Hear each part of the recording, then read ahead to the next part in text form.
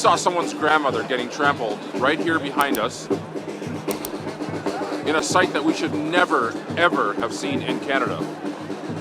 And tonight that should tell us, and it should convince everyone that has wondered about the state of our government, that the system is hopelessly corrupt and broken. We can't reform this system. This system has to collapse, and we have to rebuild under godly, moral leadership. This leadership system that has produced these mandates, these ungodly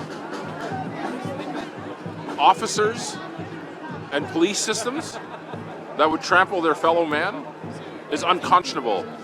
It has to end. Every person has to be looking at themselves tonight in the mirror and thinking, can I continue supporting this system?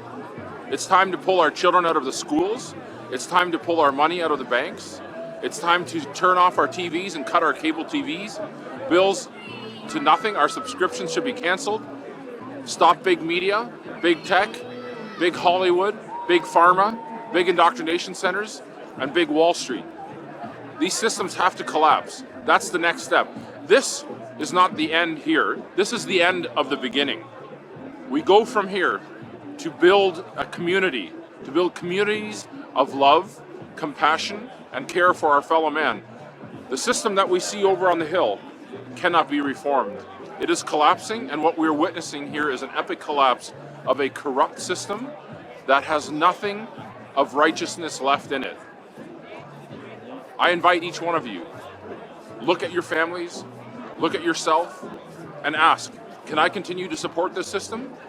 Or do I need to be exiting the system and come to a community of love, peace, compassion for our fellow man? All they understand is money. So it's up to each one of us to vote with our wallets and exit and enter a system of God's design.